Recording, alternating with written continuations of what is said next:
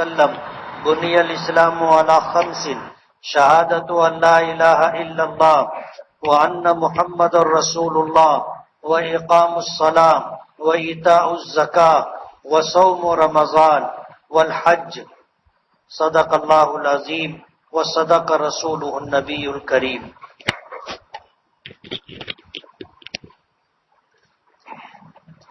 بزرگان محترم اور عزیز دوستو،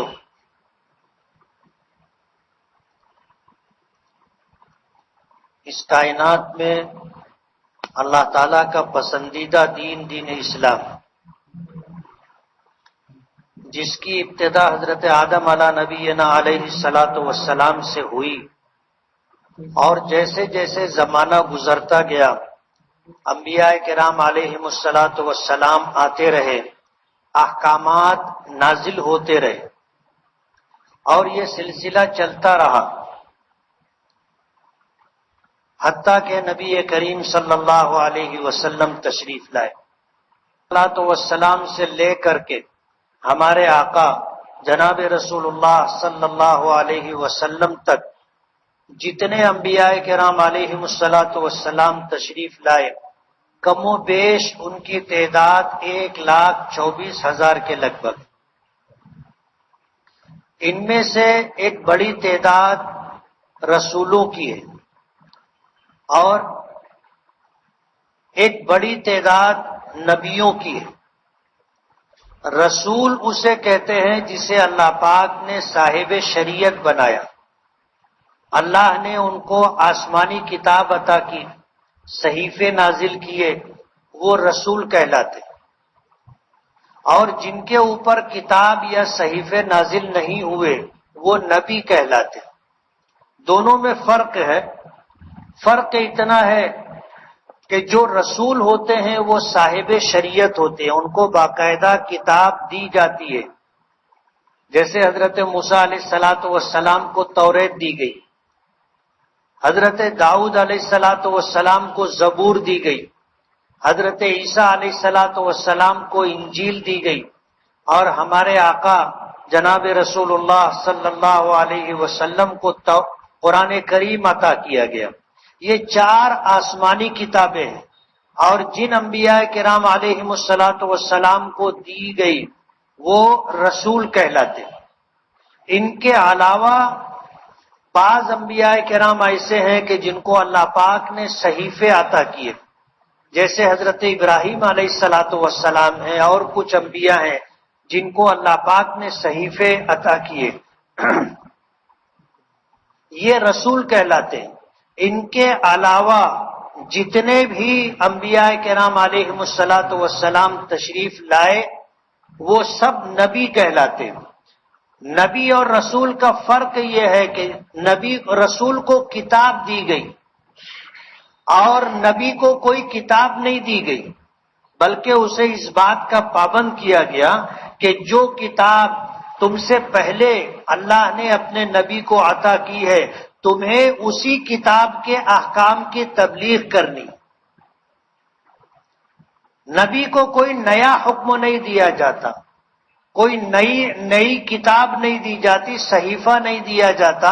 وہ اس بات کا پابند ہوتا ہے کہ پیچھے جو نبی گزرے جن کو کتاب دی گئی تھی اور مقام رسالت عطا کیا گیا تھا، ان کے دین کی، ان کی کتاب کی، اور اس کتاب میں جو احکامات ہیں ان کی تبلیغ کرتے رہنا ہے. یہ نبی کی ذمہ داری. یہ سلسلہ چلا اور آ کر کے ہمارے آقا جناب رسول اللہ صلی اللہ علیہ وسلم پر ختم ہو گیا. آپ آخری نبی، خاتم النبیین ہیں. نبوت کا زرین سلسلہ آ کر کے آپ پر مکمل ہو گیا، ختم ہو گیا. اب قیامت تک کوئی نبی نہیں آئے گا. حضور نے ہمیں اس بات کی خبر دی ہے کہ نبوت کے جھوٹے دعوے دار پیدا ہوں گے، اور ان کی تعداد بھی ہمیں بتا دی کہ ان کی تعداد 30 کے قریب ہوگی. لیکن پہلے سے ہمیں بتا دیا گیا کہ یہ نبوت کے جھوٹے دعوے دار ہوں گے، نبی نہیں ہوں گے. حضور نے فرمایا انا خاتم النبیین لا نبی بعدی، کہ میں خاتم النبیین ہوں، میرے بعد کوئی نبی نہیں آئے گا، اور یہ بھی بتا دیا کہ میرے بعد لوگ نبوت کے جھوٹے دعوے کریں گے اور ان کی تعداد 30 کے قریب ہوگی. یہ ہمیں پہلے سے بتا دیا گیا. تو دین کی ابتدا حضرت آدم علیہ السلام سے ہوئی، اور یہ سلسلہ چلتا رہا یہاں تک کہ نبی کریم صلی اللہ علیہ وسلم تک پہنچا. ہمارے آقا جناب رسول اللہ صلی اللہ علیہ وسلم کی عمر مبارک 63 سال. کتنے سال؟ 63 سال. جب آپ کی عمر مبارک 40 سال ہوئی تو اللہ پاک نے آپ پر پہلی وحی نازل کی. آپ بخاری شریف میں آتا ہے کہ نبی کریم صلی اللہ علیہ وسلم فرماتے ہیں کہ حبب الی الخلا، کہ مجھے تنہائی محبوب بنا دی گئی. اب کسی کے ساتھ رہنا، مجلس میں رہنا میرے لیے الجھن کا باعث ہونے لگا اور تنہائی مجھے اچھی لگنے لگی.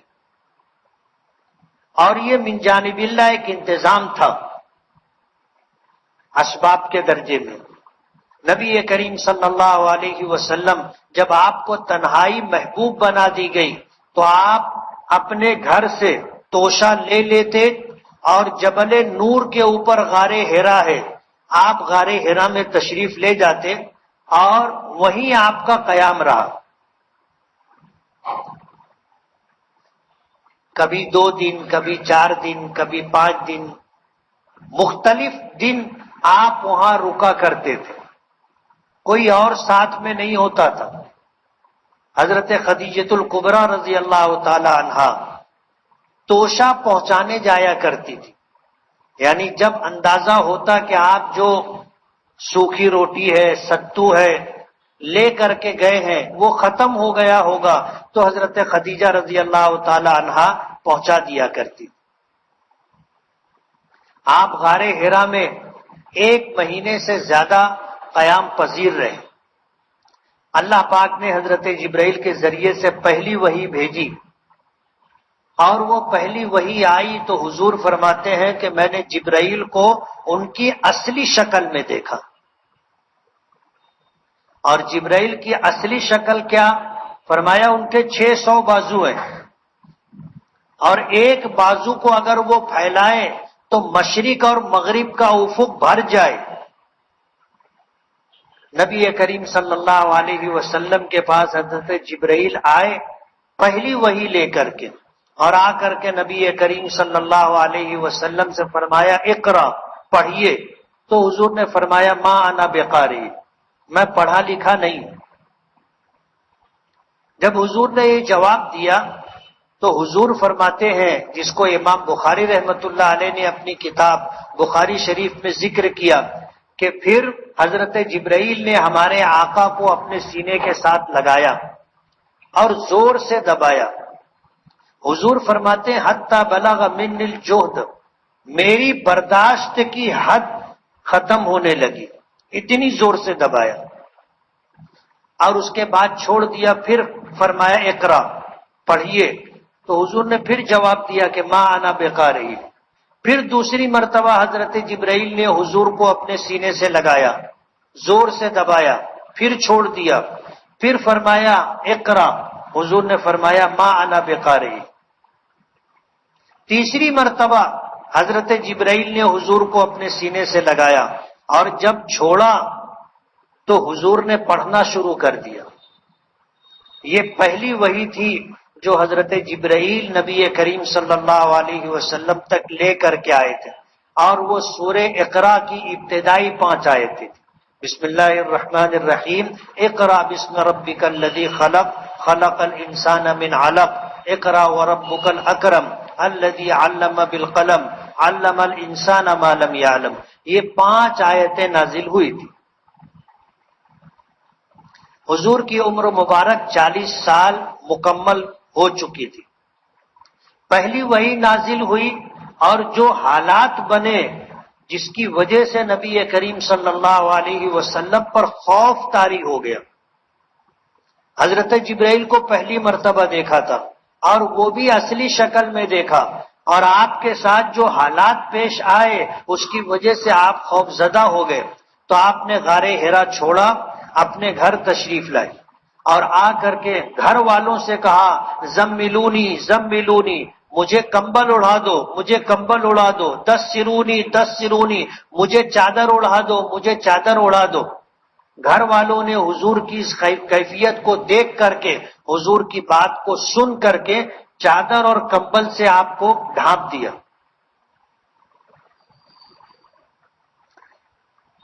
حضرت خدیجہ رضی اللہ تعالی عنہا نے نبی کریم صلی اللہ علیہ وسلم سے پوچھا کہ آپ کو کیا ہو گیا؟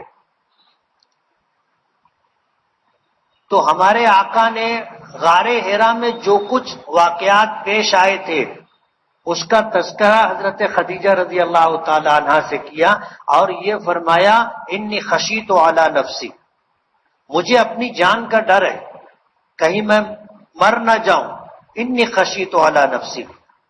تو حضرت خدیجہ رضی اللہ تعالی عنہا نے نبی کریم صلی اللہ علیہ وسلم کو تسلی دی، فرمایا کلا، ایسا ہرگز نہیں ہوگا، واللہ لا یخزیک اللہ ابدا، خدا کی قسم اللہ آپ کو رسوا نہیں کرے گا، اللہ آپ کو کبھی ذلیل نہیں کرے گا۔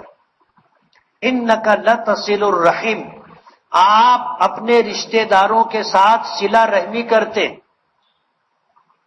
وتقری الضیف، آنے والے مہمانوں کی مہمان نوازی کرتے ہیں، وتحمل الکل، معذور لوگوں کا بوجھ اٹھاتے ہیں، وتکسب المعدوم، اور سماج میں جو کمانے کے لائق نہیں ہوتے، جن کے پاس کوئی روزگار نہیں ہوتا، آپ ان کے لیے کما کر ان کی ضرورتیں پوری کرتے، وتعین علی نوائب الحق، اور حق کا کام کرنے والے اوپر اگر حالات آتے ہیں تو آپ ان کی مدد کرتے۔ ان جملوں سے حضرت خدیجہ رضی اللہ تعالی عنہ نے نبی کریم صلی اللہ علیہ وسلم کو تسلی دی تھی، اس لیے کہ حضور نے فرمایا تھا انی خشیت علی نفسی، مجھے اپنی جان کا ڈر ہے، میں ڈرتا ہوں میں کہیں میری جان نہ چلی جائے۔ اب ظاہر بات ہے جان لینے والے کون لوگ ہوں گے؟ یا تو اپنے رشتہ دار ہوں گے۔ حضرت خدیجہ نے تسلی دی انک لتصل الرحم، اپنے رشتہ داروں میں کوئی آپ کا جانی دشمن نہیں، آپ اپنے تمام رشتہ داروں کے ساتھ حسن سلوک کرتے، صلہ رحمی کرتے، تو رشتہ داروں میں سے تو کوئی ایسا نہیں ہوگا جو آپ کی جان پر ہاتھ ڈالے۔ وتقری الضیف، رشتہ داروں کے علاوہ جو لوگ ہیں سماج میں، ان میں اگر کوئی آپ کے پاس آتا ہے تو وہ آپ کا مہمان ہوتا ہے اور آپ اس کی مہمان نوازی کرتے، وہ کیوں آپ کی جان پر ہاتھ ڈالے گا؟ وتحمل الکل، سماج میں جو لوگ معذور ہیں، کما نہیں سکتے، آپ کما کر کے ان کی ضرورت پوری کرتے ہیں، تو وہ کیوں آپ کی جان کے در پہ ہوگا؟ وتکسب المعدوم، اور سماج میں جو لوگ معذور نہیں ہیں لیکن ان کے پاس روزگار نہیں ہے، نوکری نہیں ہے، بے روزگار ہیں، آپ کما کر کے ایسے لوگوں کی ضرورت پوری کرتے، تو وہ آپ کے پیچھے کیوں لگیں گے؟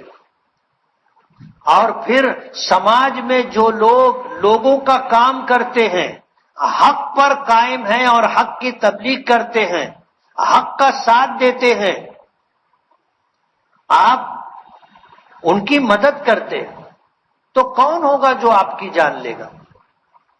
تسلی دی، اور یہ معمولی تسلی نہیں ہے، معمولی تسلی نہیں ہے۔ اللہ کے رسول صلی اللہ علیہ وسلم کو ان کلمات کے ذریعے سے جب تسلی دی گئی تو حضور میں ہمت آ گئی۔ پہلی وحی نازل ہونے کے بعد پھر 3 سال تک وحی نہیں آئی، اور یہ 3 سال اس طرح گزرے کہ نبی کریم صلی اللہ علیہ وسلم ہر دن جبرائیل کے آنے کا انتظار کرتے تھے، ہر دن جبرائیل کے آنے کا انتظار کرتے تھے، اور اس درمیان آپ کی کیفیت عجیب و غریب تھی جس کو ہم الفاظ میں بیان نہیں کر سکتے۔ 3 سال مکمل ہونے کے بعد پھر دوسری وحی آئی کہ یا ایھا المدثر قم فانذر وربک فکبر وثیابک فطہر والرجز فاہجر ولا تمنن تستکثر ولربک فاصبر۔ سورہ مدثر نازل ہوئی، اور نبی کریم صلی اللہ علیہ وسلم کو حکم دیا گیا کہ اے کملی والے، اے کمبل اوڑھنے والے، قم، کھڑے ہو جائیے اور اپنے پروردگار کی طرف سے لوگوں کو ڈرائیے۔ جو لوگ اللہ کو چھوڑ کر کے دوسری مخلوقات کی پوجا پرستش کر رہے ہیں، شرک کر رہے ہیں، ان کو شرک سے روکیے اور شرک کے عذاب سے ان کو ڈرائیے۔ اپنے پروردگار کی بڑائی بیان کیجیے، وَرَبَّكَ فَكَبِّرْ وَثِيَابَكَ فَطَهِّرْ، اپنے کپڑوں کو پاک رکھیے، وَالرُّجْزَ فَاهْجُرْ، اور بتوں سے دور رہیے، چھوڑ دیجیے ان کو۔ 3 سال کے بعد دوسری وحی آئی۔ یہ 2 وحی کے درمیان جو 3 سال کا گیپ تھا، اس کو فترت کا زمانہ کہتے ہیں، جس میں وحی نازل نہیں ہوئی۔ دین کی ابتدا آپ کے ساتھ اس طرح ہوئی۔ آپ کی عمر مبارک 40 سال ہو چکی تھی، پہلی وحی نازل ہوئی، پھر 3 سال تک وحی نازل نہیں ہوئی، آپ کی عمر مبارک 33 سال ہوئی، دوسری وحی نازل ہوئی، اور پھر اس کے بعد حضور فرماتے ہیں کہ تسلسل کے ساتھ احکامات، آیات، سورتیں نازل ہونے لگی، اور 10 سال یہ سلسلہ چلا۔ 10 سال آپ نے نبوت ملنے کے بعد مکہ مکرمہ میں اپنی زندگی کے 13 سال گزارے، جس میں سے 3 سال کا زمانہ فترت کا زمانہ ہے۔ اس کے بعد 10 سال تک آپ پر وحی نازل ہوتی رہی۔ پھر وہ وقت آیا کہ جب آپ کی عمر مبارک 53 سال ہو گئی، اور مکے کے لوگوں نے آپ کے لیے جینا دوبھر کر دیا، یہاں تک کہ آپ کو قتل کرنے کی سازش کی گئی، پروگرام بنایا گیا۔ مکے کا وہ مقام جسے دار الندوہ کہتے ہیں، ابو جہل، ابو لہب اور عتبہ عتیبہ، جو بڑے بڑے مکے کے سردار تھے، انہوں نے تمام قبیلے کے لوگوں کو جمع کر کے نبی کریم صلی اللہ علیہ وسلم کے متعلق مشورہ کیا، کیا کرنا چاہیے۔ باپ دادا کے دین کے خلاف ایک نئی بات ان کی طرف سے آ رہی ہے۔ لوگوں نے مشورہ دیا کہ ان کو مکے سے نکال دیا جائے۔ شیطان ایک بوڑھے آدمی کی شکل میں آ کر کے بیٹھا تھا۔ جب یہ رائے آئی کہ ان کو مکے سے نکال دو، نہ یہ مکے میں رہیں گے، نہ ہمارے لیے مسئلہ رہے گا، تو اس رائے کی شیطان نے مخالفت کی، ابلیس نے مخالفت کی اور کہا کہ تم اگر ان کو یہاں سے نکال دو گے، یہ کہیں اور جا کر کے اپنا کام کریں گے، اور ایک وقت آئے گا کہ جب یہ طاقتور ہو جائیں گے تو واپس آ جائیں گے، تو ان کو واپس آنے سے روک نہیں سکو گے، اس لیے ان کو نکالا نہ جائے۔ پھر مشورہ ہوتا رہا۔ کچھ لوگوں نے کہا کہ ان کو ہمیشہ کے لیے قید کر دیا جائے، جیل میں ڈال دیا جائے، ہمیشہ کے لیے، جتنی زندگی باقی ہے جیل میں گزرے اور جیل ہی میں ان کا انتقال ہو جائے۔ لوگ اس رائے سے متفق ہونے لگے تو ابلیس نے پھر مخالفت کی اور کہا کہ یہ رائے مناسب نہیں ہے۔ وجہ اس کی یہ ہے کہ ان کا قبیلہ قریش انہیں قید خانے میں رہنے نہیں دے گا، کیا آپ لوگوں نے طے کر لیا جیل میں ڈال دو، قید کر دو ہمیشہ کے لیے؟ کیوں قید کر دو؟ ان کا قبیلہ انہیں قید میں رہنے نہیں دے گا، بنو ہاشم ان کو قید میں رہنے نہیں دیں گے، یہ مسئلے کا حل نہیں ہے۔ پھر کیا کرنا چاہیے؟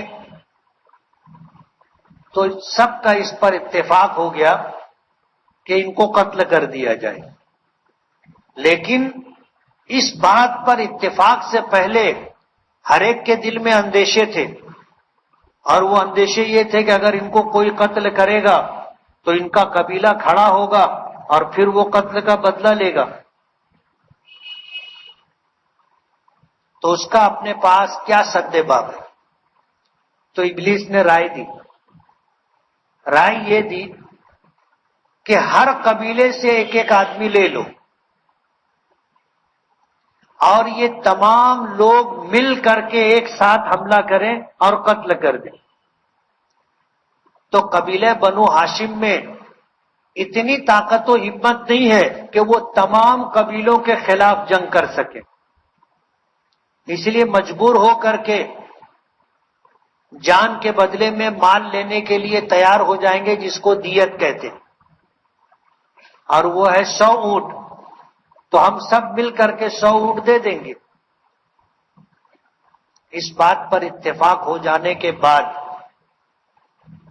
ان لوگوں نے تاریخ اور وقت طے کر لیا۔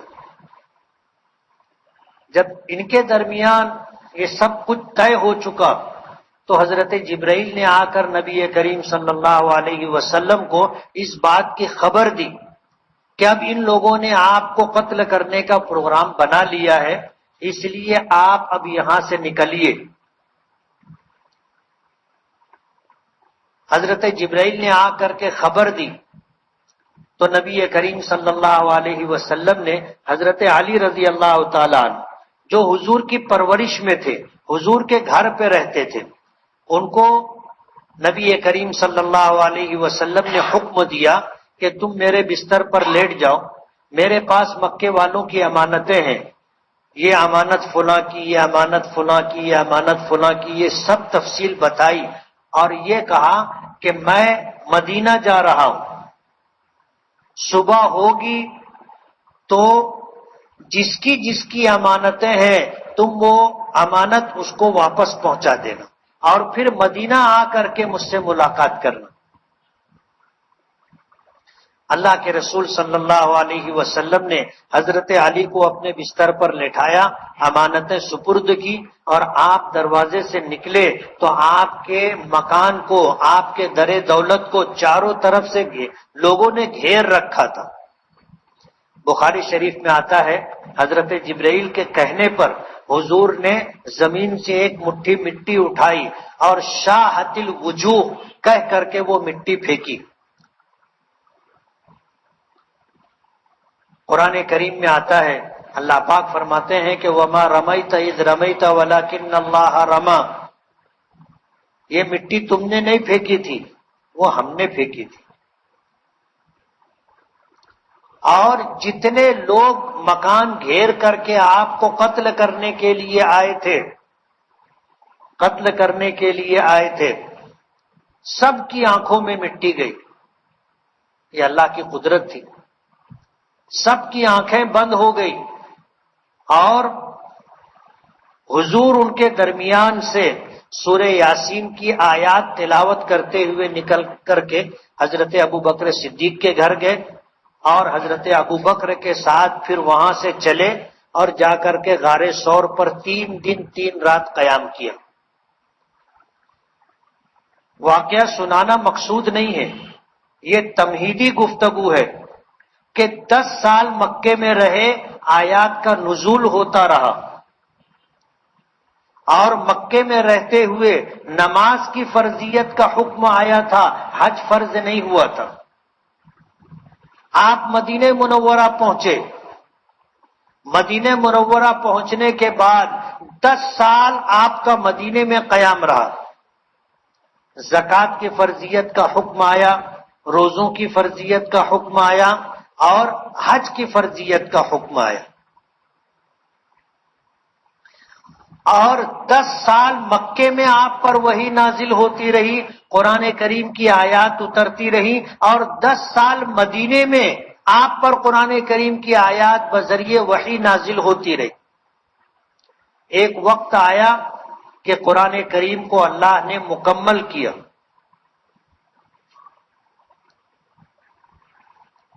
سن 9 ہجری میں حج کی فرضیت کا حکم آیا،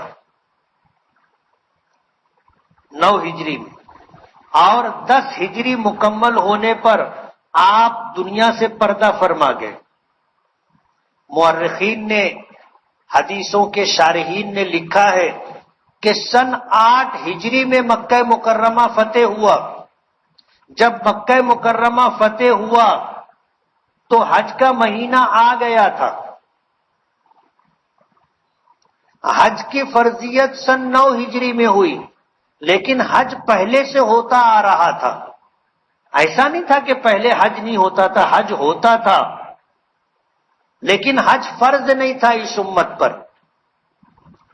نبی کریم صلی اللہ علیہ وسلم نے کتنے حج کیے ہیں اس میں امت کا اختلاف ہے، لیکن ایک بات پر سب کا اتفاق ہے، اور وہ یہ ہے کہ حج فرض ہونے کے بعد ہمارے آقا نے صرف ایک حج کیا ہے۔ حج فرض ہونے سے پہلے حج ہوتا تھا، لوگ حج کیا کرتے تھے۔ زمانے جاہلیت میں حج ہوتا تھا، اس سے پہلے حج ہوتا تھا، اس سے پہلے حج ہوتا تھا۔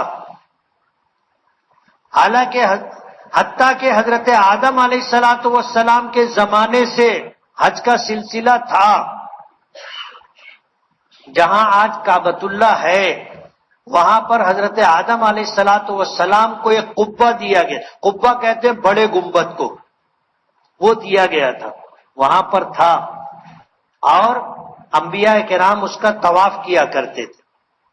حضرت نوح علیہ السلام کا زمانہ آیا اور طوفان نوح آیا تو وہ قبہ اٹھا لیا گیا۔ پھر وہ جگہ کہاں قبہ تھا کسی کو معلوم نہیں تھی۔ کتابوں میں آتا ہے کہ وہاں ایک ٹیلے کی شکل تھی، اور انبیاء کرام علیہ السلام آتے تھے، اس ٹیلے کا طواف کیا کرتے تھے۔ یہ سلسلہ چلتا رہا، حضرت ابراہیم علیہ السلام کا زمانہ آیا۔ حضرت ابراہیم علیہ السلام ملک عراق کے رہنے والے تھے۔ پہلی بیوی حضرت سارہ رضی اللہ تعالی عنہا تھی، ان سے حضرت ابراہیم کو کوئی اولاد نہیں تھی، اور پھر حضرت ابراہیم کو ہجرت کرنی پڑی، اس لیے کہ ان کا گھرانہ خاندان بت بنایا کرتا تھا، بت بیچا کرتا تھا، اور انہیں اللہ نے نبوت و رسالت کے لیے چن لیا تھا، تو بچپن سے یہ اس کی مخالفت کیا کرتے تھے۔ ایک وقت آیا کہ حالات ایسے بنے کہ ان کو مکہ عراق چھوڑ کر کے ملک شام کی طرف ہجرت کرنی پڑی۔ راستے میں مصر پڑتا تھا، مصر سے گزرنے لگے تو مصر میں فرعونوں کی حکومت رہی، اور ان لوگوں کا طریقہ وہ رہا کہ اگر ان کے حدود سلطنت میں کوئی خوبصورت عورت ہو اور انہیں معلوم ہو جائے تو وہ اسے اٹھوا لیا کرتے تھے، اپنے محل میں رکھا کرتے تھے۔ حضرت سارہ رضی اللہ تعالی عنہا بہت خوبصورت تھی،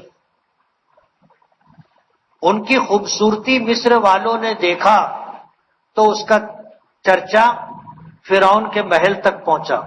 فرعون نے فوجیوں کو بھیجا اور حضرت سارہ کو محل میں بلوا لیا، برائی کے ارادے سے ان کی طرف بڑھنے کا فیصلہ کیا۔ پہلا قدم اٹھایا، زمین نے پیر پکڑ لیے، زمین نے پیر پکڑ لیے، وہ آگے نہیں بڑھ سکا۔ پہلی مرتبہ اس کے ساتھ ایسا ہوا تھا تو اس کے دل میں آیا کہ یہ کوئی جنی تو نہیں ہے۔ اس نے معافی مانگی، کہا کہ تم مجھے معاف کر دو۔ حضرت سارہ نے جب معاف کر دیا تو زمین نے پیر چھوڑ دیا۔ پھر اس کے دل میں برائی آئی کہ یہ اتفاق ہو گیا ہوگا کہ ایسا ہو گیا. پھر وہ آگے بڑھا, زمین میں پھر دونوں پیر پکڑ لی. تیسری مرتبہ بھی اس نے اسی طرح کیا, لیکن پھر اس کو اس بات کا یقین ہو گیا کہ یہ کوئی اللہ کی انتہائی نیک اور برگزیدہ بندی ہے جس کی حفاظت کا اللہ نے یہ انتظام کیا ہے. بہت متاثر ہوا اور اس نے اپنی بیٹی ہاجرہ ساتھ میں لگا دی کہ آج سے یہ آپ کی خادمہ, یہ آپ کی خدمت کرے گی, آپ کے ساتھ رہے گی. حضرت سارہ کے ساتھ حضرت ہاجرہ آئی اس مقام پر جہاں حضرت ابراہیم تھے. تو حضرت ابراہیم نے دیکھا کہ سارہ کے ساتھ ایک لڑکی اور بھی ہے. پوچھا کہ یہ کون ہے؟ تو حضرت سارہ نے پوری رودات سنائی. حضرت ابراہیم علیہ الصلوۃ والسلام پھر اس مقام سے آگے بڑھے اور ملک شام پہنچے. ملک شام جانے کے بعد حضرت سارہ رضی اللہ تعالی عنہا نے حضرت ہاجرہ کا نکاح حضرت ابراہیم سے کر دیا. اور اللہ کی کرنی ایسی کہ حضرت ہاجرہ سے اولاد ہوئی, اور وہ بھی نرینہ اولاد, بیٹا ہوا جس کا نام اسماعیل رکھا گیا. کچھ دنوں کے بعد جب اولاد ہوئی اور حضرت سارہ اولاد سے محروم تھی, تو دل میں جو جذبہ ہوتا ہے محرومی کا, اس کے پیش نظر حضرت سارہ غمگین رہنے لگی. پھر ایک وقت آیا کہ حضرت سارہ رضی اللہ تعالی عنہا نے حضرت ابراہیم علیہ الصلوۃ والسلام سے کہا کہ ابراہیم, ان کو میری نظروں کے سامنے سے ہٹاؤ, میں ان کو دیکھتی ہوں تو مجھے محرومی کا احساس ہوتا ہے. حضرت ابراہیم علیہ الصلوۃ والسلام نے حامی بھر لی کہ ہاں میں ان کو ہٹاؤں گا. حضرت جبرائیل آئے, بات چیت ہوئی. اللہ پاک کی طرف سے یہ حکم تھا کہ اب ہاجرہ اور ان کے بیٹے کو لے کر کے آپ دوسرے کسی مقام پر منتقل ہو جائیں. ابراہیم علیہ الصلوۃ والسلام نے ملک شام جب چھوڑا تو حضرت جبرائیل ساتھ میں تھے. جب وہاں چلتے چلتے کسی سرسبز و شاداب مقام سے گزرتے تو حضرت ابراہیم پوچھتے کہ ہمیں کہاں رکنا ہے, کہاں؟ تو حضرت جبرائیل کہتے کہ آگے چلیے. اور ہوتے ہوتے ہوتے ہوتے انہیں اس جگہ پر لے کر کے آئے جس جگہ آج مکہ مکرمہ ہے, جس جگہ مسجد حرام ہے, جس جگہ اللہ کا گھر بیت اللہ ہے. اب یہ جگہ ایسی تھی کہ چاروں طرف پہاڑ, نشیبی علاقہ, کوئی درخت نہیں, کوئی انسان نہیں, کوئی آدم ذات, کوئی مونس, کچھ بھی نہیں. حضرت جبرائیل نے کہا کہ یہاں تمہیں یہ جگہ ہے قیام کی. حضرت ابراہیم بھی سوچنے لگے کہ یہاں کیسے رہیں گے, نہ سایہ ہے, نہ پانی ہے, نہ کوئی آبادی ہے. لیکن اللہ کا حکم تھا, اور انبیاء کرام علیہم الصلوۃ والسلام کو اللہ نے جو صفت تسلیم و رضا عطا کی ہے کہ اللہ کے ہر حکم پر راضی اور اللہ کا ہر فیصلہ قبول. حضرت ابراہیم نے حضرت ہاجرہ اور اپنے بیٹے اسماعیل کو وہاں چھوڑا. کتابوں میں آتا ہے کہ کھجور کی ایک تھیلی تھی جس میں کھجور تھی وہ دی, اور ایک مشکیزہ تھا جس میں پانی تھا وہ دیا, اور اس کے بعد اللہ کا حکم تھا کہ ان کو چھوڑ کر کے تمہیں واپس ملک شام جانا ہے. اب جب حضرت ابراہیم وہاں سے چھوڑ کر کے آگے بڑھے تو بخاری شریف میں آتا ہے اللہ کے نبی صلی اللہ علیہ وسلم نے بتایا کہ پھر حضرت ہاجرہ آگے بڑھی اور بڑھ کر کے حضرت ابراہیم علیہ الصلوۃ والسلام کا دامن پیچھے سے پکڑ لیا اور کہنے لگی کہ ابراہیم تم ہمیں کہاں چھوڑ کر کے جا رہے ہو؟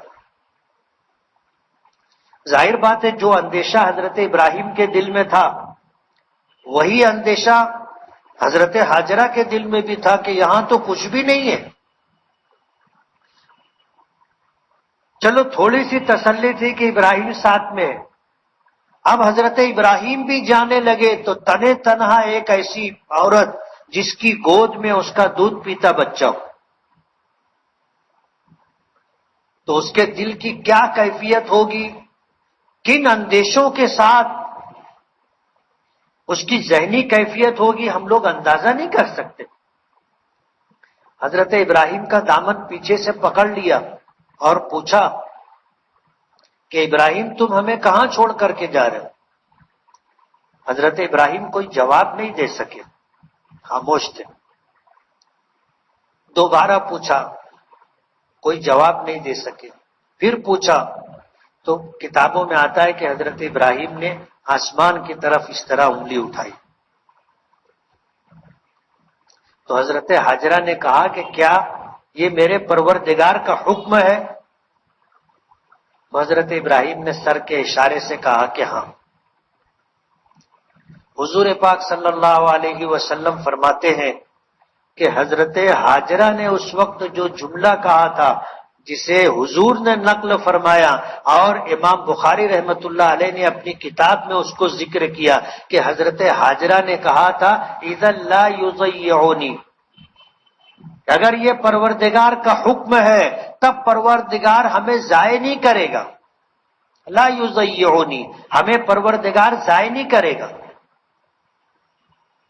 حضرت ابراہیم کا دامن چھوڑ دیا.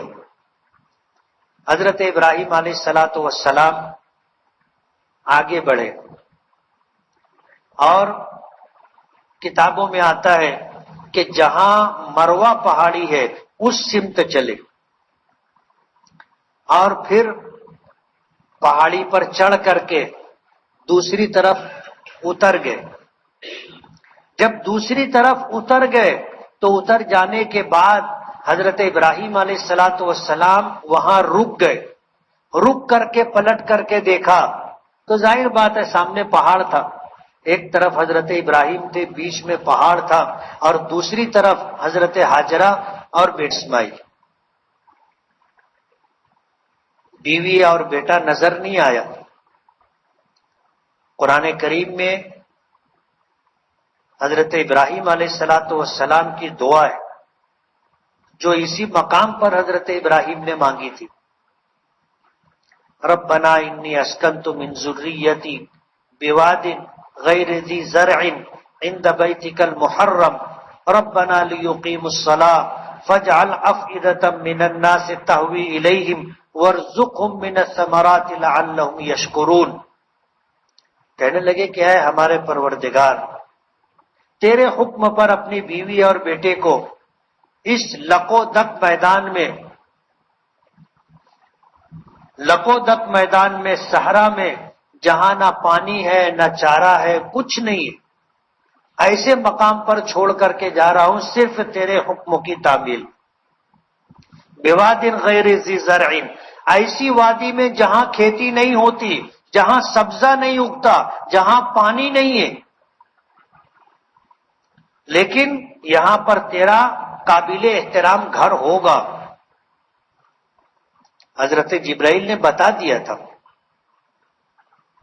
دعا کی فجعل افئدة من الناس، کہ اے اللہ لوگوں کے دلوں کو اس طرف مائل کر دے، مائل کر دے. پوری دنیا میں بسنے والے انسانوں کا دل اس طرف جھکا دے، مائل کر دے. تہوی الیہم، دلوں کو مائل کر دے، جھکا دے. وارزقہم من الثمرات، اور یہاں رہنے والوں کو پھلوں کی روزی عطا فرما. اب آپ سوچو، صحرا ہے، ریگستان ہے، جہاں کوئی کھیتی نہیں ہوتی، جہاں پانی نہیں ہے. حضرت ابراہیم نے دعا کیا مانگی؟ پوری دنیا کے قیامت تک آنے والے انسانوں کو دلوں کو اس طرف متوجہ کر دے، مائل کر دے، دلوں کو جھکا دے، اور یہاں رہنے والوں کو پھلوں کی روزی عطا فرما. ظاہر بات ہے انسانی عقل سوچے گی کہ جہاں روٹی میسر نہیں ہے وہاں پھلوں کی روزی مانگی جا رہی، عقل قبول نہیں کرتی اس بات کو۔ لیکن ظاہر بات ہے نبی کا مقام اور نبی کا ایمان کچھ اور ہوتا ہے، وہ اسباب کو نہیں دیکھتے، وہ مسبب الاسباب کو دیکھتے ہیں کہ اللہ جو چاہے وہ کر سکتا ہے۔ اس لیے اللہ سے مانگنا ہو اللہ کی شان کے مطابق مانگنا چاہیے۔ ہم غریب ہیں، بے یار و مددگار ہیں، ہم حالات کا شکار ہیں، بہت مجبور اور بے بس ہیں، لیکن جس پر ہمارا ایمان ہے وہ مجبور نہیں ہے، وہ بے بس نہیں ہے، وہ اسباب کا محتاج نہیں ہے، اس کے خزانے میں کسی چیز کی کمی نہیں ہے۔ اس لیے جب مانگو اللہ سے تو اللہ کی شان کے مطابق مانگو۔ اس لیے ہمارے بڑے دعا مانگتے ہیں کہ اللہ ہمیں اپنی شان کے مطابق عطا کر۔ ظاہر بات ہے اللہ کی شان شان ہے، ہمیں اندازہ نہیں، پتہ نہیں اللہ کی شان کتنی بلند ہے، لیکن دعا مانگی جاتی ہے کہ اللہ ہمیں اپنی شان کے مطابق عطا کر۔ حضرت ابراہیم علیہ السلام نے پھلوں کی روزی مانگی تھی، وَارْزُقْهُم مِّنَ الثَّمَرَاتِ، پھلوں کی روزی عطا کر۔ اور اللہ کے لیے کچھ بھی مشکل نہیں ہے، وَمَا ذَلِكَ عَلَى اللَّهِ بِعَزِيزٍ، اللہ کے لیے کچھ بھی مشکل نہیں۔ دعا مانگی، دعا مانگ کر کے آگے بڑھے، کچھ آگے جانے کے بعد وحی نازل ہوئی ابراہیم پر کہ اے ابراہیم آگے دیکھو، پیچھے دیکھو، دائیں دیکھو، بائیں دیکھو۔ حضرت ابراہیم نے اللہ کے حکم کی تعمیل کی، چاروں طرف دیکھا، اور چاروں طرف دیکھ لینے کے بعد انتظار کر رہے تھے، اللہ پاک کی طرف سے پیغام آیا کہ ابراہیم جہاں تک تمہاری نظر گئی ہے چاروں طرف جتنے ریت کے ذرے ہیں اتنی رحمتیں اور برکتیں میں روزانہ تجھ پر اور تیری اولاد پر اتاروں گا اور قیامت تک۔ اب ظاہر بات ہے حضرت ابراہیم نے ایک ریگستان میں کھڑے ہو کر کے چاروں طرف دیکھا تھا، ریت کے کتنے ذرے ہوں گے ان کی گنتی اللہ کو معلوم، ہم تو سوچ بھی نہیں سکتے۔ حضرت ابراہیم کا امتحان تھا اور زبردست امتحان تھا، زبردست امتحان تھا۔ پہلا امتحان تھا، حضرت ابراہیم امتحان میں کامیاب ہو گئے، اللہ پاک نے انعام بھی دے دیا کہ روزانہ تم پر اور تمہاری آل اولاد پر اتنی رحمتیں اور برکتیں نازل کروں گا جہاں تک تمہاری نظر گئی ہے وہاں جتنے ریت کے ذرے ہیں۔ اسی لیے نبی کریم صلی اللہ علیہ وسلم نے ہمیں جو درود سکھایا اس درود کا نام ہے درود ابراہیمی، اور اس درود کے الفاظ ہیں اللہم صلی علی محمد وعلی آل محمد کما صلیت علی ابراہیم وعلی آل ابراہیم انک حمید مجید، اللہم بارک علی محمد وعلی آل محمد کما بارکت علی ابراہیم وعلی آل ابراہیم انک حمید مجید۔ کہ اللہ ہمیں حکم دیا ہے ہمارے نبی نے، یہ الفاظ ہمیں سکھائے کہ تم اللہ سے میرے لیے دعا کرنا، جس کو ہم درود کہتے ہیں، کہ اے اللہ ہمارے پیغمبر حضرت محمد صلی اللہ علیہ وسلم پر اور آپ کی آل اولاد پر اتنی رحمتیں نازل فرما، اتنی برکتیں نازل فرما جتنی رحمتیں برکتیں آپ نے حضرت ابراہیم پر اور حضرت ابراہیم کی آل اولاد پر نازل کی۔ یہ وہ درود ہے جس کے الفاظ ہمیں نبی کریم صلی اللہ علیہ وسلم نے دیے ہیں، اور درودوں میں سب سے افضل درود درود ابراہیمی، اور اس درود میں اشارہ حضرت ابراہیم کے اسی واقعے کی طرف ہے۔ جس جگہ کھڑے ہو کر کے حضرت ابراہیم نے دعا کی تھی وہ مقام مدعا کہلاتا ہے، دعا کرنے کی جگہ، دعا کرنے کی جگہ۔ اہل مکہ کا تعامل ہے، اہل مکہ کا تعامل ہے کہ جب ان کے یہاں کسی کا انتقال ہوتا ہے تو مسجد حرام میں نماز جنازہ ادا کرتے تھے اور جنازہ لے کر کے چلتے تھے، تو جنت المعلی کی طرف جانا ہوتا تھا تو راستے میں یہ مقام پڑتا تھا جس کو مقام مدعا کہتے ہیں، تو جنازہ کاندھے سے اتار کر وہاں رکھ دیتے تھے اور اس مرحوم کی مغفرت کی دعا کرتے تھے، پھر جنازہ اٹھا کر جنت المعلی کی طرف جاتے تھے، اس لیے کہ یہ وہ جگہ ہے جہاں حضرت ابراہیم نے دعا کی تھی اور اللہ نے دعا قبول فرمائی۔ حضرت ابراہیم نے یہاں دعا کی، کچھ دور چلے، کچھ آگے بڑھے، اللہ پاک کی وحی آئی کہ ابراہیم ہم نے تمہاری دعا قبول کر لی، ہم نے تمہاری دعا قبول کر لی ہے، اب تم چاروں طرف دیکھو۔ تو حضرت ابراہیم نے اللہ کے حکموں کی تعمیل کی، تو جس جگہ پر وحی نازل ہوئی تھی کہ ابراہیم ہم نے تمہاری دعا قبول کر لی ہے، اس جگہ کو مقام مستجاب کہا جاتا ہے، دعا کی قبولیت کی بشارت جس جگہ نازل ہوئی تھی۔ ہم لوگ جب پہلے حج پہ جاتے تھے تو یہ ساری جگہیں تھی، مسجد حرام چھوٹی تھی اور یہ حصہ مسجد حرام کے باہر تھا، تو وہ جگہ مقام مدعا محفوظ تھی اور مقام مستجاب وہاں ایک مسجد تھی۔ اب جب حرم کی توسیع ہوئی تو یہ ساری جگہ جو کچھ تھا سب انہوں نے ختم کر دیا اور وہ جگہ انہوں نے میدان بنا دیا، آگے ان کا جو پروگرام ہوگا ہوگا، لیکن اب وہ جگہ کہاں ہے ان کو معلوم ہے،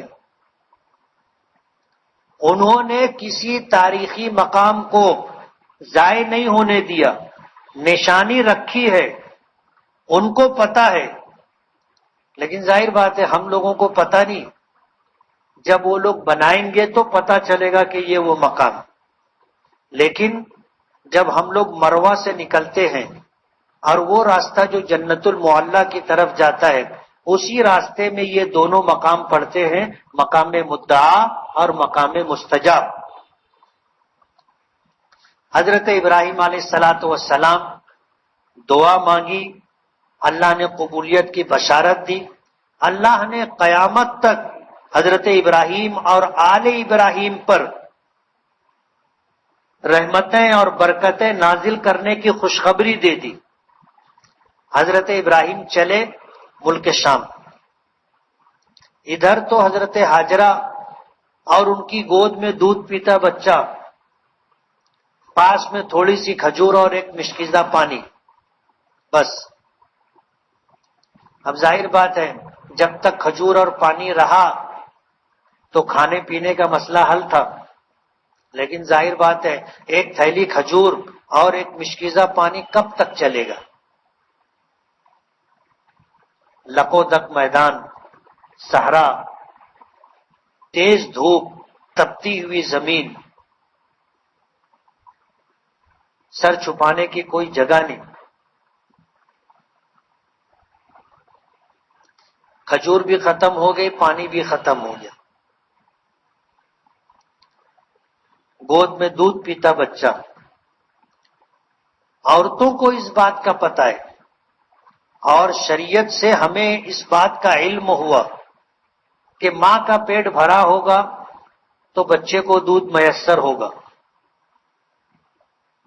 اسی لیے رمضان المبارک میں ان عورتوں کو جو حالت حمل میں ہو اور ان عورتوں کو جن کی گود میں بچہ ہو، شریعت نے ان کو اجازت دی ہے کہ وہ روزہ نہ رکھیں، بعد میں ان روزوں کی قضا کر لیں۔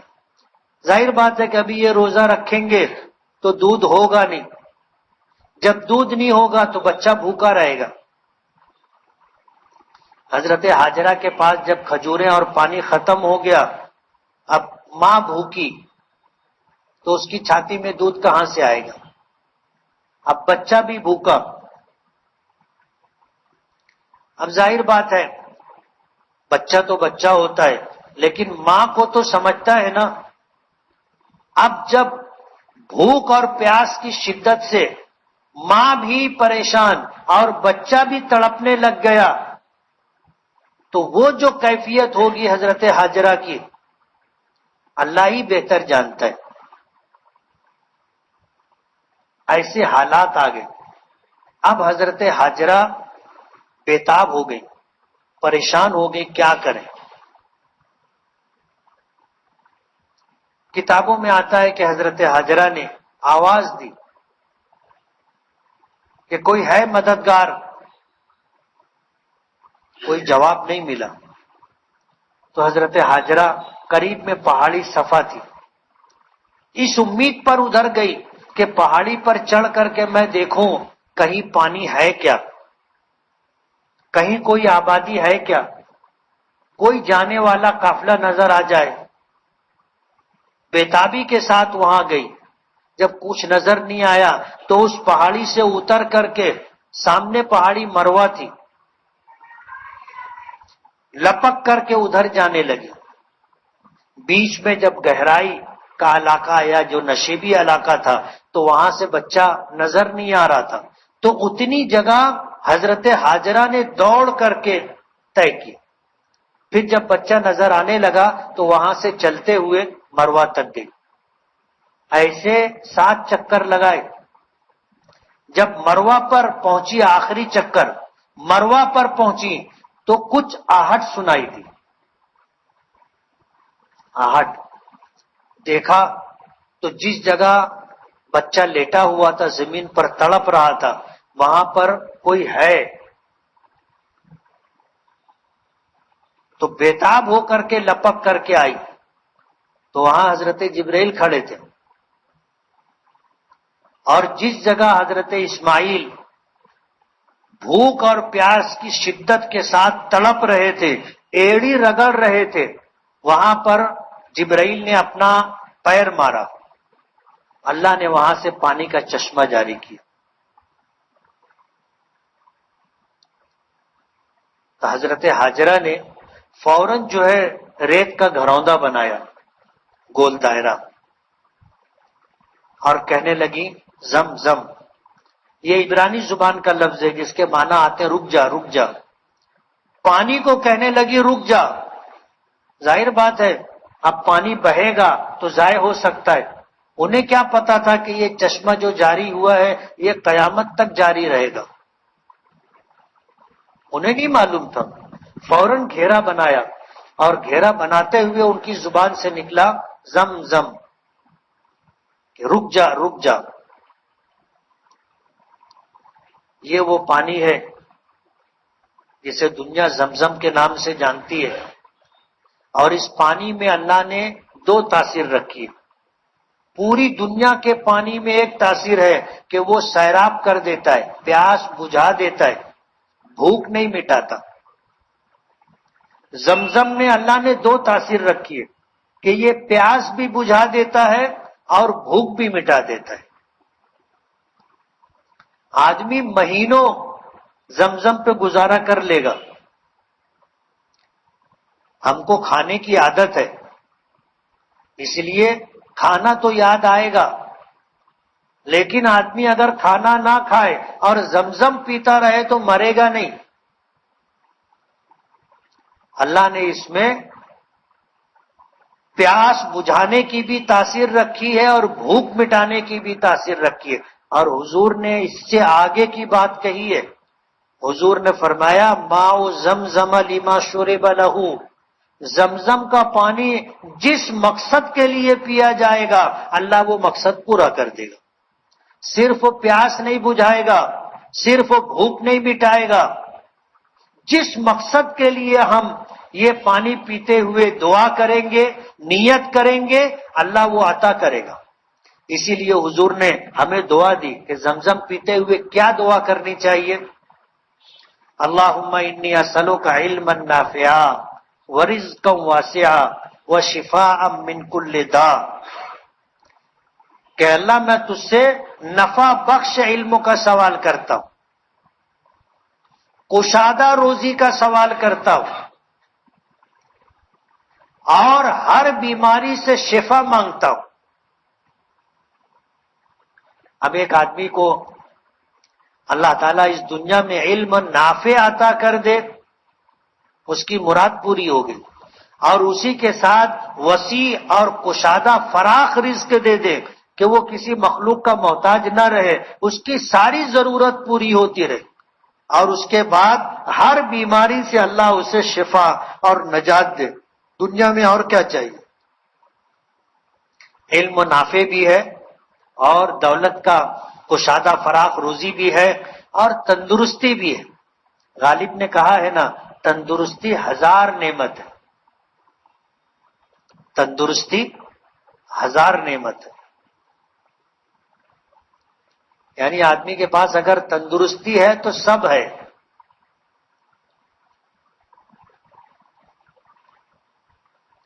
مفلسی اگر نہ ہو غالب، مفلسی اگر نہ ہو غالب، تندرستی 1000 نعمت ہے۔ آدمی مفلس نہ ہو اور اللہ تندرستی دے دے، مفلسی نہ ہو کا مطلب یہ ہے کہ بس دولت کی فراوانی ہو اور تندرستی ہو، پھر کیا کہنے۔ زمزم کے پانی میں اللہ نے یہ تاثیر رکھی ہے کہ بھوک بھی مٹے گی، پیاس بھی مٹے گی، اور جو چاہو گے، جو مانگو گے، اللہ وہ دے گا۔ اب ظاہر بات ہے کہ اسی پانی پر ماں بیٹے کا گزارا ہوتا رہا، ماں بیٹے کا گزارا ہوتا رہا۔ پھر وہ وقت بھی آیا جو خانہ بدوش قبائل ہوتے ہیں، جن کا کوئی ٹھکانہ، کوئی گھر نہیں ہوتا، وہ اپنے بیوی بچے اور اپنے جانوروں کو لے کر کے چلتے ہیں، جہاں ان کو چارہ پانی مل جائے، جہاں ان کے گزارے کا انتظام ہو جائے، وہ وہاں رک جاتے۔ ایسا ہی ایک قبیلہ قافلہ گزر رہا تھا، قبیلہ قافلے کی شکل میں گزر رہا تھا۔ انہوں نے دیکھا کہ پرندے اڑ رہے، ریگستان میں پرندے وہاں ہوتے ہیں جہاں پانی ہوتا ہے، تو انہوں نے دیکھا کہ پرندے اڑ رہے ہیں، اور اس راستے سے وہ بارہا گزر چکے تھے، لیکن کبھی ان کو پرندے نظر نہیں آئے تھے۔ یہ پہلا اتفاق تھا کہ ان کو پرندے نظر آ رہے تھے۔ وہ آپس میں ایک دوسرے کی طرف دیکھنے لگے کہ یہ کیا بات ہے۔ پرندوں کا ہونا اس بات کی دلیل ہے کہ نیچے پانی ہے، لیکن ان کی تحقیق یہ تھی کہ یہاں پانی نہیں ہے۔ اب وہ لوگ جستجو لے کر کے آئے کہ دیکھو تو کیا ہے۔ جب وہ لوگ آئے اس وادی میں، آ کر کے دیکھا تو وہاں پانی کا چشمہ ہے، اور تنے تنہا ایک عورت ہے، اس کی گود میں بچہ ہے۔ ان لوگوں نے پانی دیکھا تو ان کی تو مراد پوری ہو گئی، پانی کی تو تلاش میں وہ لوگ رہتے تھے، اور پانی ہے تو سب ہے، اور پانی نہیں ہے تو کچھ بھی نہیں۔ اللہ پاک فرماتے ہیں وَجَعَلْنَا مِنَ الْمَاءِ كُلَّ شَيْءٍ حَيٍّ أَفَلَا يُؤْمِنُونَ۔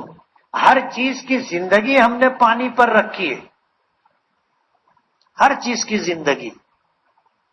پانی ہے تو زندگی ہے، اور پانی نہیں ہے تو زندگی نہیں۔ اب وہ قبیلہ جب دیکھا کہ یہاں پر چشمہ ہے، ابلتا ہوا پانی ہے، تو انہوں نے وہاں پانی مانگا اور پھر رکنے کی اجازت مانگی۔ تو حضرت حاجرہ رضی اللہ تعالی عنہا نے انہیں پانی لینے کی اور وہاں قیام کرنے کی اجازت دے دی، اس شرط کے ساتھ کہ پانی تمہیں ملے گا، لیکن پانی پر تمہارا حق نہیں ہوگا، تم اس کے مالک نہیں رہو گے۔ ظاہر بات ہے، اندھے کو کیا چاہیے؟ اب پانی ہم کو چاہیے، پانی مل رہا ہے، چاہے کس کی بھی ملکیت ہو، انہوں نے قبول کر لیا، ٹھیک ہے پانی آپ کی ملکیت، پانی پر آپ کا حق، ہمیں پانی ملتا رہے گا۔ حضرت حاجرہ نے کہا کہ ہاں ملتا رہے گا، انہوں نے وہاں پر قیام کر لیا۔ اب ظاہر بات ہے یہ خانہ بدوش قبیلہ تھا، ان کا کوئی مستقل ٹھکانہ نہیں تھا، جہاں پانی رہتا تھا وہاں رکتے تھے، پانی ختم ہو جاتا تھا دوسری جگہ پانی کی تلاش میں چلے جاتے تھے۔ اب جب ان کو یہاں پانی ملا اور یہ پانی کبھی ختم نہ ہونے والا پانی تھا تو یہ لوگ وہیں پر ٹھہر گئے، قبیلہ جرہم وہاں پر آباد ہو گیا۔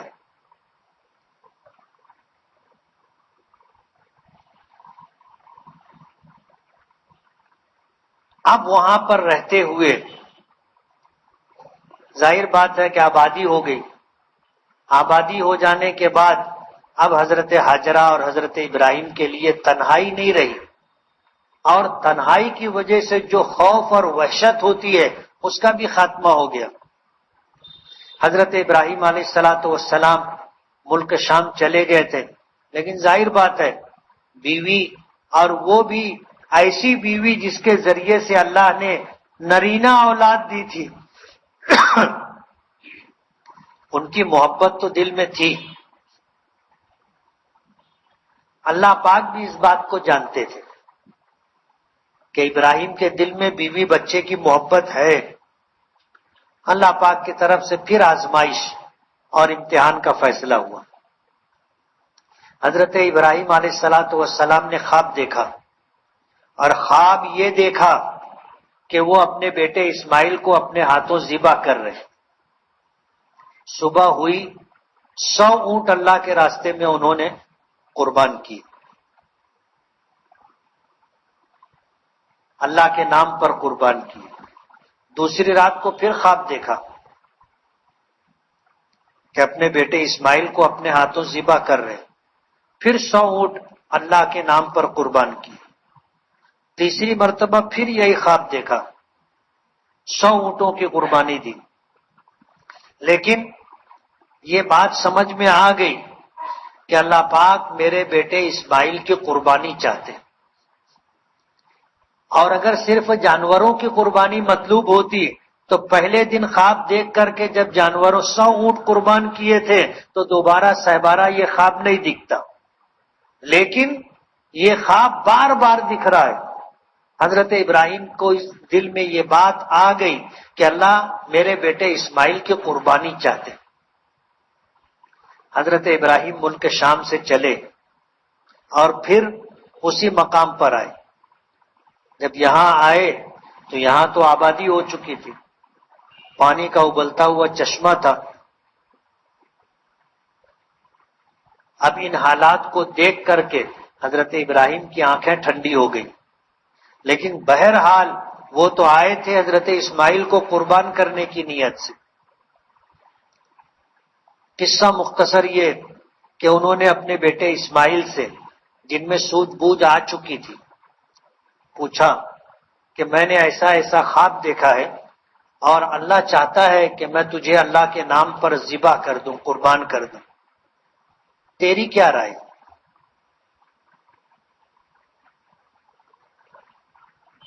تیری کیا رائے ہے؟ سورہ صافات میں اللہ پاک نے اس واقعے کو ذکر کیا۔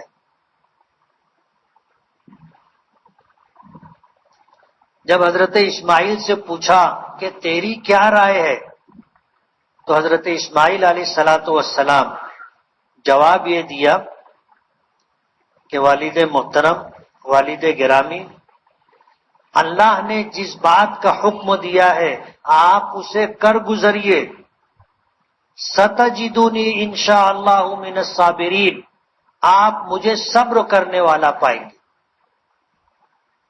اللہ کے نام پر قربان ہونے کے لیے بیٹا تیار ہو گیا، اور باپ کو ہمت اور حوصلہ دے رہا ہے کہ آپ اللہ کے حکم کی تعمیل کیجئے، آپ مجھے صبر کرنے والا پائیں گے۔ حضرت ابراہیم علیہ السلام اپنے بیٹے اسماعیل کو لے کر کے چلے۔ جب مینا میں پہنچے تو اس مقام پر جہاں پہلا جمرہ ہے، جس کو مکے کی طرف سے جاتے ہوئے تیسرا جمرہ کہلاتا ہے، مینا سے آؤ گے تو 3 شیطان ہے، جمرہ اولا، جمرہ وسطی، جمرہ کبرا۔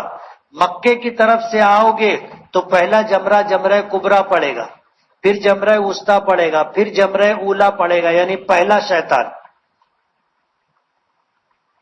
ان تینوں مقامات پر ابلیس نے حضرت ابراہیم کو بہکانے کی کوشش کی اور کہا کہ یہ بھی کوئی بات ہے، تم نے خواب دیکھا اور بیٹے کو قربان کرنے کے لیے لے کر کے چلے، کہیں کوئی باپ اپنے بیٹے کو قربان کرتا ہے کیا؟ اور خواب تو خواب ہوتا ہے نا۔ حضرت ابراہیم نے کنکر اٹھائے اور شیطان کو مارا، پھر آگے بڑھے، پھر شیطان آیا، پھر اس نے جو ہے بہکانے اور گمراہ کرنے کی کوشش کی، پھر حضرت ابراہیم نے اس کو کنکر مارے، پھر آگے بڑھے جہاں جمرہ اولا ہے، پھر وہاں پر ابلیس نے آ کر کے گمراہ کرنے کی کوشش کی، لیکن حضرت ابراہیم نے پھر اس کو کنکر مارے اور اسماعیل کو لے کر کے آگے بڑھ گئے۔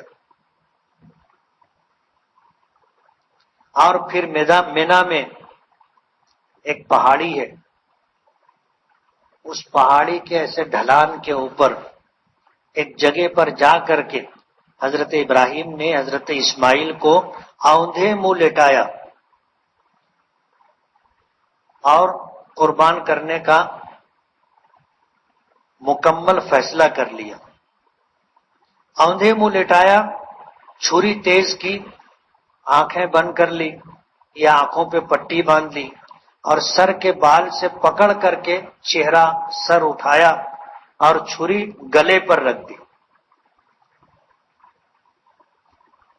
اللہ پاک نے حضرت جبرائیل کو حکم دیا کہ جبرائیل، ابراہیم کا ہاتھ حرکت میں آئے اور چھری چلے اس سے پہلے جنت سے مینڈا لے کر کے جاؤ اور جا کر کے اسماعیل کا گلا ہٹا کر کے مینڈے کا گلا رکھ دو۔ حضرت جبرائیل نے اللہ کے حکم کی تعمیل کی، حضرت ابراہیم نے چھری چلائی تو چل گئی، گلا کٹ گیا، گرم گرم خون نکلا، ہاتھ اور پیر پر آیا، تو حضرت ابراہیم کو یہ احساس ہوا کہ میں نے بیٹے اسماعیل کو قربان کر دیا۔ آنکھوں سے پٹی ہٹائی تو دیکھا کہ اسماعیل تو جبرائیل کے ساتھ کھڑا ہے، مینڈا ذبح ہوا ہے۔ حیران ہو گئے تو حضرت جبرائیل نے کہا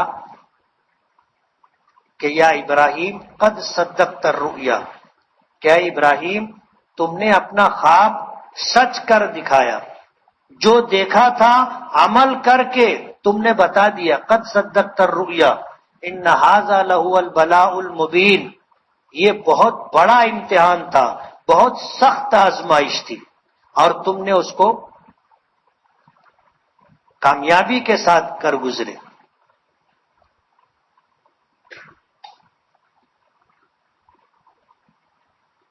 اب حضرت ابراہیم کو، حضرت اسماعیل کو لے کر کے حضرت ابراہیم واپس آئے،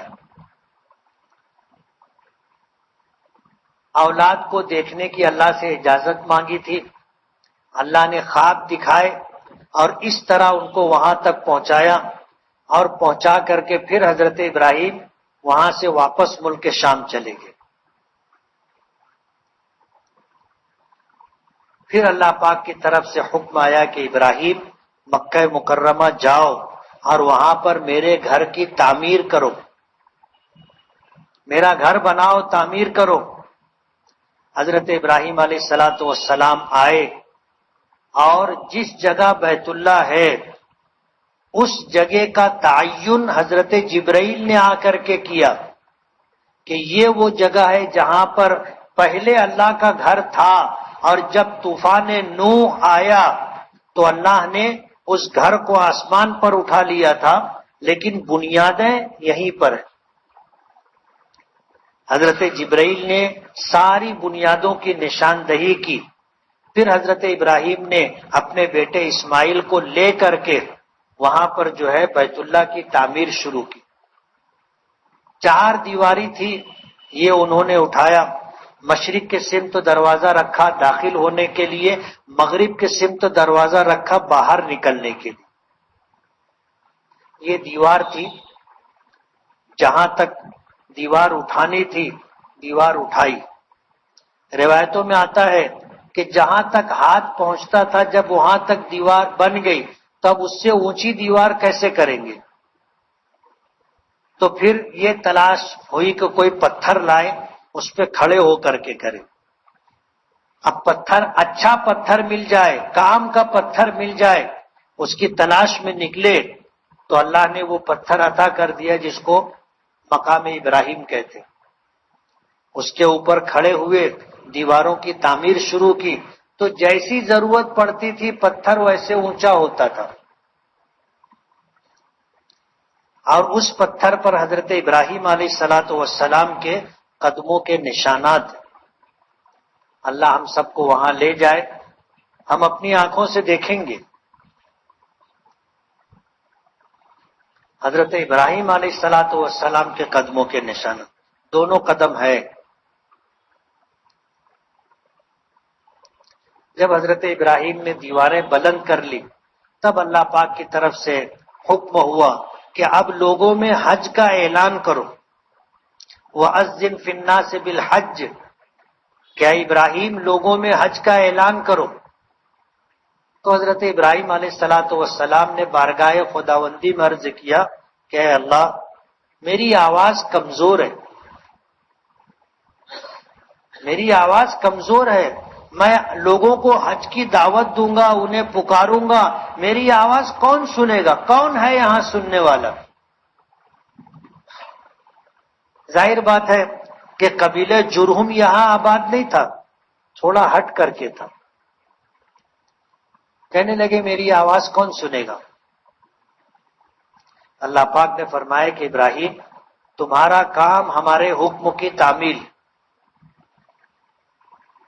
ہمارا حکم ہے لوگوں میں حج کا اعلان کرو، لوگوں کو میرے گھر کی طرف بلاؤ۔ لوگ پیدل چل کر کے آئیں گے، سواری پر سوار ہو کر دور دراز مقامات سے آئیں گے کہ ان کے اونٹ لمبے سفر کی وجہ سے، چارے پانی کی تکلیف کی وجہ سے دبلے پتلے ہو جائیں گے۔ اس حالت میں لوگ اس گھر تک آئیں گے، تم آواز دو، تمہارا کام آواز دینا ہے، آواز پہنچانا ہمارا کام۔ حضرت ابراہیم نے اعلان کیا کہ لوگوں اللہ کے گھر کی طرف حج کے لیے آؤ، اعلان کیا۔ اللہ پاک نے حضرت ابراہیم کی وہ آواز پوری دنیا میں جہاں جہاں انسان تھے سب کے کانوں تک پہنچائی۔ یہی آواز عالم ارواح تک پہنچائی۔ زمین پر جتنے انسان تھے سب نے سنا۔ جس نے لبیک کہا اللہ اسے حج کے لیے بلائے گا۔ عالم ارواح میں آواز پہنچی، جن جن روحوں نے لبیک کہا وہ جب اس دنیا میں علم خداوندی کے مطابق آئیں گے وہ بھی حج کے لیے جائیں گے۔ جنہوں نے لبیک نہیں کہا وہ حج کے لیے نہیں جائیں گے۔ ان کا بلانا نہیں، بلانا تھا جس نے کہا کہ لبیک میں حاضر ہوں، اللہ ان کو حاضری کی دولت عطا کرے گا۔ علماء نے لکھا ہے کہ جس نے جتنی مرتبہ لبیک کہی ہوگی وہ اتنی مرتبہ اللہ کے گھر پر حج کے لیے پہنچے گا۔ یہ خدائی انتظام ہے۔ ذالک فضل اللہ یؤتیہ من یشاء، اللہ جس کو چاہتا ہے اپنا یہ فضل عطا کرتا ہے۔ یہ مقدرات ہے، یہ فیصلے خداوندی ہے۔ سبب کے درجے میں آواز سب نے سنی تھی، کوئی ایک شخص بھی ایسا نہیں تھا روئے زمین پر جس کے کان تک یہ آواز نہ پہنچی ہو، اور عالم ارواح میں کوئی ایک روح ایسی باقی نہیں تھی جس نے نہ سنا ہو، سب نے سنا۔ جس نے لبیک کہا وہ حج کے لیے پہنچے گا۔ بڑے بڑے مالدار، وقت کے رئیس اور بادشاہ، راجا، سب کچھ ہونے کے باوجود حج کے لیے نہیں جا سکے۔ جیسے مغلوں کی تاریخ ہے کہ اکبر سے لے کر کے آخر مغل بادشاہ تک سب نے ہندوستان پر حکومت کی اور اکھنڈ بھارت پر حکومت کی، لیکن کسی کو حج نصیب نہیں ہوا۔ ایسے بہت سارے نواب، بہت سارے راجا، بڑے بڑے رئیس آپ کو ملیں گے جن کے پاس دولت کے انبار تھے لیکن حج نہیں کر سکے، اور ایسے غریب بھی آپ کو ملیں گے جن کے پاس کچھ نہیں، کچھ نہیں، محنت مزدوری کر کے، پیسہ جوڑ کر کے انہوں نے اتنا انتظام کیا کہ وہ وہاں تک جا سکے۔ اللہ نے ان کو لبیک کہنے کی دولت اور سعادت عطا کی تھی، تو اللہ نے اسباب بھی بنا دیے، وہ پہنچ جاتے حج کے لیے۔ تو ہم ان خوش نصیب لوگوں میں سے ہیں جن کو اللہ پاک نے اپنے دربار میں حاضری کے لیے چنا ہے۔ یہ انتخاب خداوندی ہے، یہ میرا اور آپ کا کمال نہیں ہے، ہم میں کوئی سرخاب کے پر نہیں لگے، یہ صرف اللہ کا کرم ہے، صرف اللہ کا کرم ہے۔ آدمی دولت کی بنیاد پر نہیں جاتا، اگر دولت کی بنیاد پہ جاتا تو جتنے دولت مند لوگ ہیں، امیر لوگ ہیں، سب جاتے، رئیس لوگ ہیں، سب جاتے۔ آدمی صحت کی بنیاد پہ نہیں جاتا، ورنہ جتنے تندرست ہیں سب جاتے۔ آدمی فراغت کی بنیاد پہ نہیں جاتا کہ چلو کوئی کام نہیں ہے حج کے لیے، وہ لوگ بھی نہیں جاتے۔ جاتا وہ ہے جس کو اللہ نے لبیک کہنے کی سعادت عطا کی تھی، اللہ نے ان کو بلاوا دیا تھا، انہوں نے لبیک کہا، وہ اللہ کے در پر حاضر ہوں گے۔ ہم ان خوش نصیب لوگوں میں سے ہیں جن کو اللہ نے اپنے دربار کی اور اپنے محبوب کے دربار دربار کی حاضری کے لیے چنا ہے، اور یہ اللہ کی عطا و بخشش ہے، میرا اور آپ کا کمال نہیں ہے۔ اب اگر ہمارے لیے اسباب بن گئے، جانا ہے، تو اس کا شکرانہ ضروری ہے۔ روزانہ کم سے کم 2 رکعت نماز آپ ادا کریں، شکرانے کی پڑھیں گے نا، 2 رکعت نماز روزانہ، اور اللہ کا شکر ادا کرے کہ اللہ کہ میں تو اس قابل نہیں تھا، میں اس قابل نہیں تھا، لیکن تیرا کرم ہے، تیری عطا و بخشش ہے کہ تو نے مجھے اپنے دربار میں بلایا۔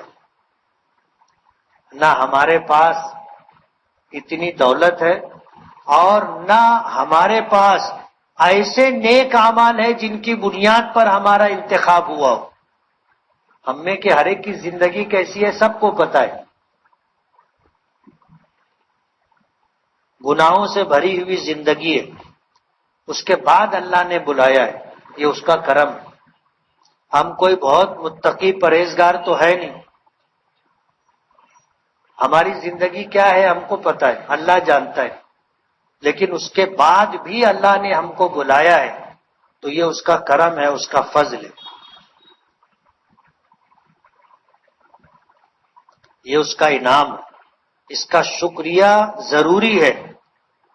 قرآن کریم میں اللہ نے فیصلہ فرمایا لئن شکرتم لازیدنکم، اگر تم میری نعمتوں کے ملنے پر میرا شکر ادا کرو گے تو میں نعمتیں بڑھا کر کے دوں گا، نعمتیں بڑھا کر کے دوں گا، جو نعمت دی ہے پھر دوں گا، شکریہ ادا کرو گے پھر دوں گا، شکریہ ادا کرو گے پھر دوں گا،